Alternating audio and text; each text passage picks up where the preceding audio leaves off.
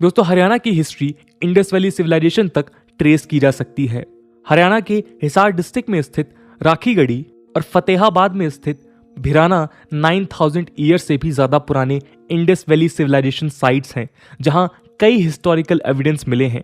Paved road, drainage system, terracotta bricks और rain water collection facilities जैसे evidences और recent excavations को देखते हुए राखीगढ़ी को कई आर्कियोलॉजिस्ट द्वारा हड़प्पन सिविलाइजेशन की लार्जेस्ट साइट क्लेम किया जा रहा है।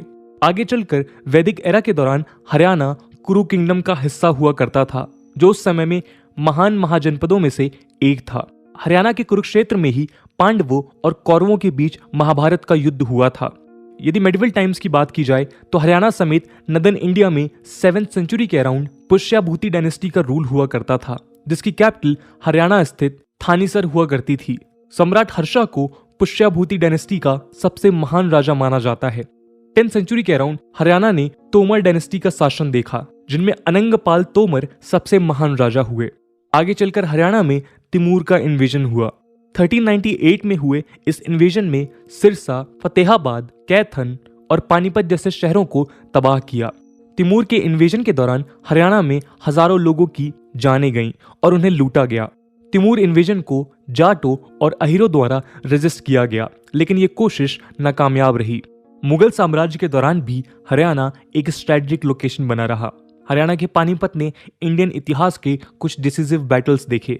पानीपत के पहले युद्ध में बाबर ने 1526 में लोधीस को हराकर इंडिया में मुगल रूल को कायम किया। पानीपत के दूसरे युद्ध में अकबर ने हेमू को डिफीट कर दिल्ली पे मुगल रूल को दोबारा स्टैब्लिश किया। और पानीपत के तीसरे युद्ध में अफगान शासक अहमद शाह अब्दाली ने मराठास को हराया। एंशिएंट हिस्ट्री से मॉडर्न हिस्ट्री तक हरियाणा ने इंडिया में हुए हर एक फॉरेन इन्वेजन को विटनेस किया। इसके कई कारण हैं, जिनमें हरियाणा की ज्योग्राफी सबसे महत्वपूर्ण है। जहां एक और इंडिया के वेस्टर्न फ्रंट के दूसरे हिस्से या तो रेत या तो पहाड़ों से ढके हुए हैं, वहीं दूसरी तरफ हरियाणा और पंजाब एक समतल जमीन पर हैं, जो आर्मी के मूवमेंट के लिए कंड्यूसिव था। इसके अलावा इस रीजन की फर्टिलिटी और कल्टीवेशन के कारण यहाँ सेनाओं की फूड और वाटर नीड पूरी हो जाती थी। दिल्ली रूलर्स के लिए भी हरियाणा एक परफेक्ट लोकेशन रहा है, जहां वो दिल्ली से सप्लाई इंश्योर करते हुए अपने शहर से दूर दुश्मनों से जंग कर सकते थे।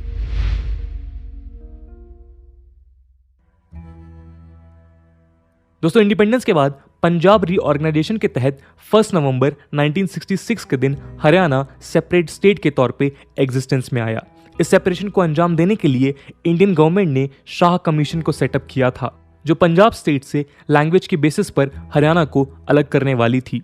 हिसार, महेंद्रगढ़, गुड़गांव, रोहतक और करनाल जैसे डिस्ट्रिक्ट्स और तहसील्स को पंजाब से सेपरेट कर हरियाणा का फॉर्मेशन हुआ, जिसके पहले सीएम श्री भगवत दयाल शर्मा बने। हरियाणा और पंजाब के लिए आज चंडीगढ़ की यूनियन टेरिटरी को एज अ कैपिटल असाइन किया गया है, जिसे दोनों स्टेट शेयर करते हैं। दोस्तों, हरियाणा में 1950 से ही एग्रीकल्चर स्टेट के इकोनॉमिक डेवलपमेंट के पीछे एक बड़ा ड्राइवर रहा है। इस डेवलपमेंट को कुछ फेजेस में समझा जा सकता है।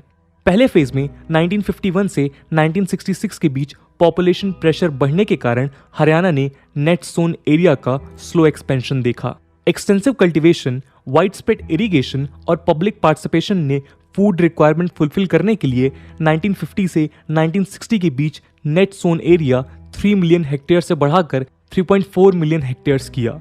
डबल क्रॉपिंग सिस्टम के एडॉप्शन से इसी पीरियड के बीच क्रॉपिंग इंटेंसिटी 116% से बढ़कर 135% हुई। 1960 से 1966 के बीच हरियाणा में नेट इरिगेटेड एरिया भी 30% से बढ़कर 38% हुआ। दूसरे फेज में 1966 से 1971 के बीच हरियाणा ने ग्रीन रिवॉल्यूशन का एक्सपेंशन देखा। मिड 1960s में सीवियर फूड क्राइसिस फेस करने के बाद इंडियन गवर्नमेंट ने ग्रीन रिवॉल्यूशन को पुश दिया, जिससे हरियाणा, पंजाब और वेस्टर्न यूपी के रीजन में फूड प्रोडक्शन की इंक्रीमेंट हुई। ग्रीन रिवॉल्यूशन के साथ प्राइवेट इन्वेस्टमेंट और गवर्नमेंट द्वारा व्हीट प्राइसेस के रेगुलेशन ने हरियाणा की इकोनॉमी बूस्ट की। इसी दौरान गवर्नमेंट द्वारा रेगुलेटेड मार्केट्स और सरप्लस सप्लाईज को पब्लिक प्रोक्योरमेंट एजेंसीज द्वारा परचेज किया जाना फार्मर्स के लिए बेनिफिशियल साबित हुआ। दोस्तों, ग्रीन रिवॉल्यूशन के इम्प्लीमेंटेशन के कारण हरियाणा में 1966 से 1971 के बीच नेट सोन एरिया का 5% से ज़्यादा इंक्रीमेंट हुआ। हरियाणा ने एग्रीकल्चर डेवलपमेंट के थर्ड फेज के अंडर 1971 से 1981 के बीच व्हीट रिवॉल्यूशन का कंसोलिडेशन देखा और इसी दौरान राइस व्हीट रोटेशन की भी शुरुआत हुई। इस फेज के दौरान राइस कल्टीवेशन के लिए अलॉटेड एरिया का सिग्निफिकेंट इंक्रीमेंट हुआ, जहां 1971 तक राइस कल्टीवेशन एरिया लगभग 2.9 लाख हेक्टेयर्स हुआ करती थी, वहीं 1981 तक ये बढ़कर लगभग 5 लाख हेक्टेयर्स हो गई। इसी दौरान एरिड और सेमी एरिड एरियाज में ट्यूबवेल्स के थ्रू ग्राउंड वाटर एक्सप्लॉयटेशन भी शुरू हुआ। व्हीट और राइस के लिए दिए जाने वाले प्राइस सपोर्ट ने rice wheat crop rotation farmers के लिए एक ल्यूक्रेटिव प्रोपोजिशन बनाया। इन ग्रोथ के फेजेस को देखने के बाद अगले 2 फेजेस में हरियाणा ने इंटेंसिव कल्टीवेशन के नेगेटिव इंपैक्ट्स को विटनेस किया। 1981 से 1991 के बीच जहां ग्राउंड वाटर डिप्लीशन और सॉइल डिग्रेडेशन जैसे इश्यूज सामने आए, वहीं 1990s में हरियाणा के मेजर सीरियल क्रॉप्स या तो स्टैग्नेशन स्टेज पे थे या डिक्लाइन कर रहे थे। इन फेजेस के दौरान हरियाणा के कई रीजन्स ने एक्यूट वाटर क्राइसिस भी फेस की, जिसके कारण व्हीट पर हेक्टेयर की वैल्यू तो इंक्रीज हुई, लेकिन उसी पीरियड में राइस पर हेक्टेयर की वैल्यू ने डिक्लाइन शो किया। दोस्तों, इन सब के बावजूद हरियाणा आज फूड प्रोडक्शन के मामले में एक सेल्फ सफिशिएंट स्टेट है और इंडिया के फूड ग्रेन्स के सेंट्रल पूल का सेकेंड लार्जेस्ट कंट्रीब्यूटर है। हरियाणा के पास इंडिया के टोटल एरिया का केवल 1.5% है, लेकिन आज वो इंडिया के टोटल एग्रीकल्चर प्रोड्यूस का 15% कंट्रीब्यूट करता है। अपने फाउंडेशन के बाद से आज तक हरियाणा का एग्रीकल्चर प्रोड्यूस 7 टाइम्स हो चुका है। डेटा के मुताबिक हरियाणा ने 2015 से 16 में लगभग 1.3 crore tonne wheat, 41 lakh tonne rice, 71 lakh tonne sugar cane, 9.9 lakh tonne cotton और 8.5 lakh tonne oil seeds produce किए। इसके अलावा वेजिटेबल प्रोडक्शन में potato 8.5 lakh tonnes, onion 7 lakh tonnes, tomato 6.75 lakh tonnes, cauliflower 5.78 lakh tonnes, leafy vegetables 3.7 lakh tonnes, brinjal 3.3 lakh tonnes, gourd 3 lakh tonnes और पीज 1 लाख टन्स प्रोड्यूस किए। दोस्तों, यदि हरियाणा में इंडस्ट्रियल डेवलपमेंट की बात की जाए तो 1966 तक इस रीजन की मैक्सिमम इंडस्ट्रीज पंजाब में लोकेटेड थी। इसके अलावा हरियाणा रीजन में प्रेजेंट इंडस्ट्रीज भी केवल भिवानी और महेंद्रगढ़ तक सीमित थीं, लेकिन 1960s के बाद ये सिचुएशन बदलने लगी। स्टेट गवर्नमेंट ने ऑटोनॉमस इंडस्ट्रियल पॉलिसीज परस्यू करते हुए स्टेट के पोटेंशियल को आइडेंटिफाई किया और दिल्ली से क्लोजनेस से एडवांटेज को ग्रेटर इंटेंसिटी से रीप करने के प्रयास किए। फरीदाबाद के अलावा हरियाणा में गुड़गांव का राइज हुआ। दिल्ली एनसीआर के पास डेवलप किए गए इस इंडस्ट्रियल सेंटर ने समय के साथ अपनी एक कमर्शियल और बिजनेस इमेज इंडिया समेत पूरे वर्ल्ड में बनाई। Automobile manufacturing, auto component manufacturing, garments export के अलावा गुड़गांव आज इंफॉर्मेशन टेक्नोलॉजी और सर्विसेज बेस्ड इंडस्ट्री का एक बेंचमार्क बन चुका है। हरियाणा में स्थित यमुनानगर के शुगर मिल्स और पेपर मिल्स एशिया में अपना नाम बना रहे हैं। इसके साथ यमुनानगर के thermal power plant, hydro electric power plant और स्टील ब्रास इंडस्ट्रीज ने भी हरियाणा के इंडस्ट्रियल सेक्टर को बूस्ट प्रोवाइड किया है। पानीपत में स्थित इंडियन ऑयल की पानीपत रिफाइनरी इंडिया की one of the most modern public sector refinery है। पंचकुला में गवर्नमेंट द्वारा सपोर्ट किए जाने के बाद आईटी सेक्टर और बीपीओ सर्विसेज का राइज हुआ, जिससे आईटी पार्क और नैनो सिटी ने प्रमोट किया। दोस्तों, इन सारे डेवलपमेंट्स ने हरियाणा की इकोनॉमी को नई बूस्ट प्रोवाइड की। एडवांस एस्टिमेट्स के मुताबिक 2021 से 22 के दौरान स्टेट जीडीपी 8.8 लाख करोड़ रहने की उम्मीद है। करंट प्राइसेस के अनुसार हरियाणा की जीडीपी 2021 से 22 में 15.8% तक ग्रो करने की उम्मीद है। हरियाणा आज कई लार्ज ऑटोमोटिव कंपनीज को होस्ट करता है। इंडिया में प्रोड्यूस्ड टोटल पैसेंजर कार्स का 2/3, ट्रैक्टर्स का 50%, मोटरसाइकिल्स का 60% और रेफ्रिजरेटर्स का 50% केवल हरियाणा में मैन्युफैक्चर होता है। हरियाणा ने इलेक्ट्रिक मशीनरी और इक्विपमेंट के मैन्युफैक्चरिंग और एक्सपोर्ट्स को इंक्रीज किया है।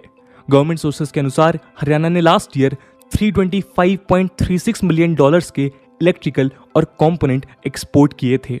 इसके साथ हरियाणा ने 12,480 मेगावाट की पावर जनरेशन कैपेसिटी भी इंस्टॉल की है, जो डोमेस्टिक और इंडस्ट्रियल यूनिट्स को एक रिलायबल पावर सप्लाई प्रोवाइड करती है। दोस्तों, हरियाणा की स्टेट गवर्नमेंट बिजनेस को इंडस्ट्रियल और इन्वेस्टमेंट पॉलिसी 2011 के अंडर कई फिजिकल और पॉलिसी इंसेंटिव्स प्रोवाइड करती है।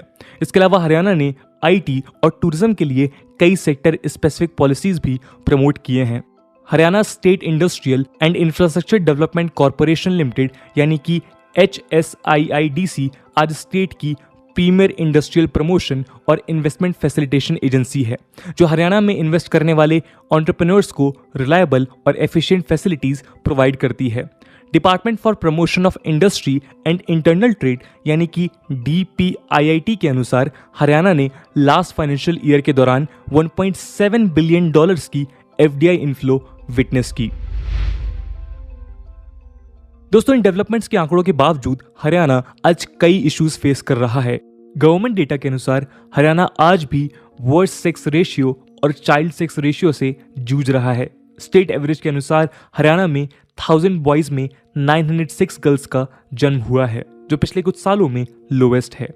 सेंसस 2011 के अनुसार हरियाणा का चाइल्ड सेक्स रेशियो 834 और सेक्स रेशियो 879 था, जो कई स्टेट से काफी कम है। हरियाणा के इस लैगिंग रिकॉर्ड के पीछे कुछ डिस्ट्रिक्ट्स जैसे पलवल, कैथल, झाझर और सोनीपत का योगदान है। इसके अलावा हरियाणा में विमेन के अगेंस्ट क्राइम रेट भी काफी हाई है। 2016 में release national crime records bureau ने इंडिकेट किया था कि गैंग रेप्स के टर्म में हरियाणा वर्स्ट परफॉर्मिंग स्टेट्स में से एक है। फीमेल फोर्टिसाइड और लैक ऑफ फीमेल्स के कारण हरियाणा में विमेन की वाइड स्प्रेड ट्रैफिकिंग देखने को मिलती है। इसके अलावा हरियाणा ने लगातार बढ़ते रेवेन्यू डेफिसिट को भी देखा है, जिसे कोरोना वायरस पैंडेमिक ने फर्दर इंक्रीज किया है। दोस्तों, यूं तो हरियाणा इंडिया में एक लीडिंग एग्रीकल्चरल स्टेट है, लेकिन समय के साथ एक्सेसिव फार्मिंग और इरेशनल फर्टिलाइजर यूज के कारण एग्रीकल्चर आज नॉन प्रॉफिटेबल होता चला जा रहा है, जिसके पीछे सबसे बड़ा कारण हाई इनपुट कॉस्ट है। पिछले 4 दशकों में हरियाणा का ग्राउंड वाटर लेवल भी 50% से ज्यादा ड्रॉप हुआ है, जिसने फार्मर के लिए मुसीबतें और बढ़ाई हैं। इन सब के साथ डिवाइसिव पॉलिटिक्स ने हरियाणा में कास्ट इशू को भी प्रमोट किया है, जिसके कारण आज इंटर कास्ट राइवलरी हरियाणा में गहरी हो चुकी है। इंडस्ट्रियल राइज और स्टबल बर्निंग ने हरियाणा में एनवायरनमेंट के ऊपर भी नेगेटिव इंपैक्ट डाला है। दोस्तों, हरियाणा के पोटेंशियल को आइडेंटिफाई कर गवर्नमेंट आज कई स्टेप्स ले रही है, जिससे एक तरफ स्टेट की डेवलपमेंट को फर्दर बूस्ट मिलेगा, वहीं दूसरी ओर स्टेट के कई इश्यूज भी रिजॉल्व होंगे। गवर्नमेंट ने स्टेट में विमेन रिलेटेड इश्यूज को कर्ब करने के लिए आज कई स्कीम्स रन कर रखी हैं, जिससे सोसाइटी में विमेन की कंडीशन इंप्रूव की जा सके। अपनी बेटी अपना धन, लाडली स्कीम, मुख्यमंत्री विवाह शगुन योजना, देवीलाल राष्ट्रीय उत्थान एवं परिवार कल्याण योजना, देवी रूपक और ऐसी कई स्कीम से स्टेट में गर्ल चाइल्ड को लेकर कई हेल्प प्रोवाइड की जा रही हैं। वहीं financial assistance for higher competitive entrance examinations to SC/BC candidates through private institutions, creation of employment generation opportunities by setting up employment oriented institutes, training programs और scheme of hostels for other backward classes, boys and girls जैसी schemes की मदद से बच्चों के educational और overall development पे government ने फोकस किया है। गवर्नमेंट ने स्टेट में प्रेग्नेंट और लैक्टेटिंग मदर्स की हेल्थ को प्रायोरिटी असाइन करते हुए मुख्यमंत्री दूध उपहार योजना भी लॉन्च की है, जिससे उन्हें फ्री मिल्क प्रोवाइड होगा। रूरल एरियाज में सेफ वाटर की कम अवेलेबिलिटी को रिड्यूस करने के लिए गवर्नमेंट द्वारा लॉन्च नलका योजना रूरल एरियाज में टैप वाटर प्रोवाइड करने के लिए टारगेटेड है। एम्प्लॉयमेंट और इकोनॉमी पे फोकस करते हुए गवर्नमेंट ने कई स्कीम्स जैसे free swing machine scheme, handicapped pension scheme, आत्मनिर्भर हरियाणा लोन स्कीम जैसे इनिशिएटिव्स लिए हैं। गवर्नमेंट ने बिजनेस और इन्वेस्टमेंट को बूस्ट प्रोवाइड करने के लिए मानेसर और गुरुग्राम के आसपास ग्लोबल सिटी और कई टाउनशिप सेटअप करने के प्लान में है। हरियाणा ऑर्बिटल रेल कॉरिडोर की मदद से स्टेट में रेल इंफ्रास्ट्रक्चर को बूस्ट किया जा रहा है, जो स्टेट से पास डेडिकेटेड फ्रेट कॉरिडोर के फीडर लाइन का काम करेगी। सोनीपत और सोहना के पास इंडस्ट्रियल और कमर्शियल टाउनशिप का डेवलप होना भी स्टेट के इंडस्ट्रियल सेक्टर को बूस्ट प्रोवाइड करेगा।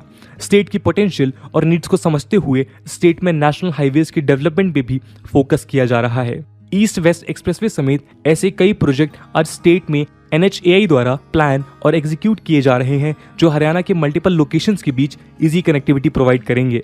दोस्तों, इन सब के अलावा हरियाणा ने स्पोर्ट्स डोमेन में भी नेशनल और इंटरनेशनल लेवल पे अपनी एक अलग पहचान बनाई है।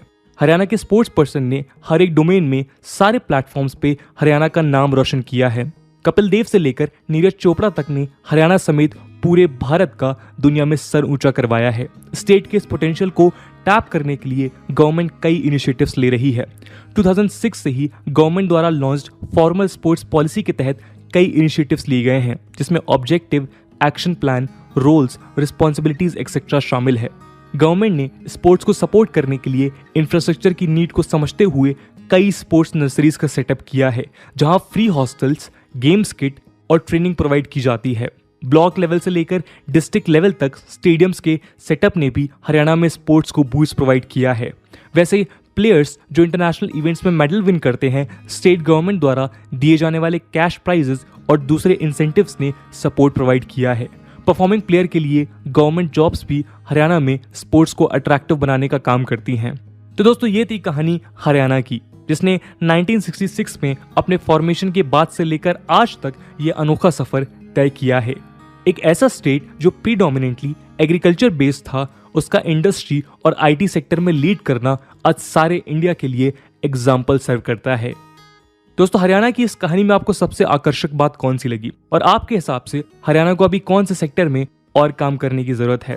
कमेंट सेक्शन में जरूर बताइएगा। आज की वीडियो के लिए इतना ही। आई होप आपको वीडियो पसंद आई होगी, और अगर पसंद आई है तो अपने दोस्तों के साथ शेयर करना मत भूलिएगा। हम मिलते हैं अगले वीडियो में, तब तक के लिए जय हिंद, जय भारत।